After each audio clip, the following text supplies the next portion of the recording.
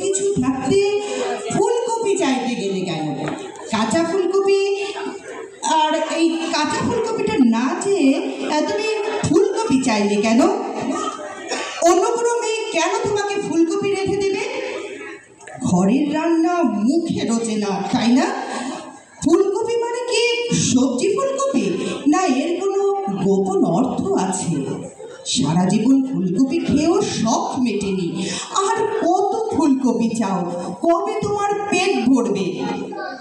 বুড়ো হচ্ছ আর খিদে পাচ্ছে, তাই না? পেয়েছো কি তুমি? তোমাকে কি আমি খেতে দিই না?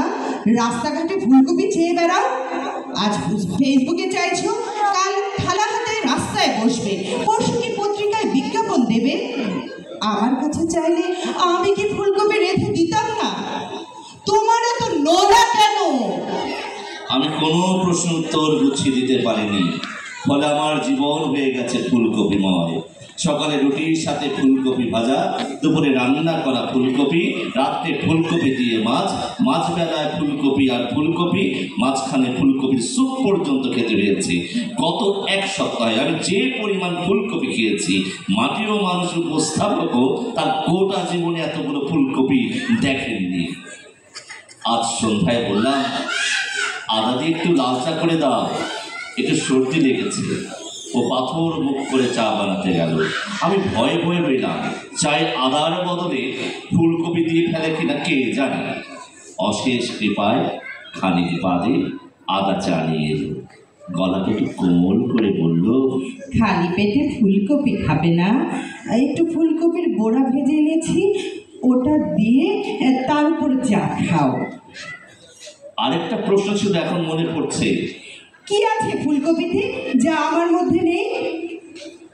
সত্যি করে বলো তো, আমাকে না জানিয়ে তুমি কতগুলো ফুলকপি খেয়েছো লুকিয়ে লুকিয়ে?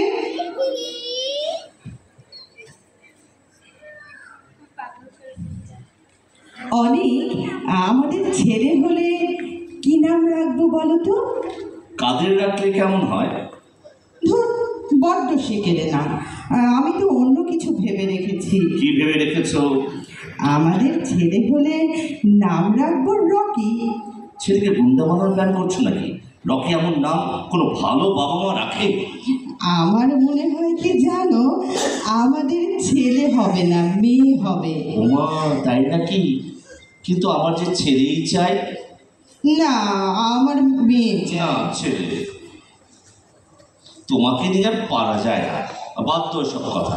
আমার তো মন বলছে তোমার যমজ বাচ্চা হবে, একটা ছেলে আর একটা মেয়ে। ওএমজি, দেখো, একা হাতে কিন্তু আমি দুটো সামলাতে পারবো না, আমাকে একটা কাজের বুয়া রেখে দিতে হবে। আচ্ছা দেব, তবে আজকাল কাজের বুয়াদের কোনো বিশ্বাস নেই। জিনাপার মতো না আমার বাচ্চাকে খুন করে দিয়ে চলে যায়।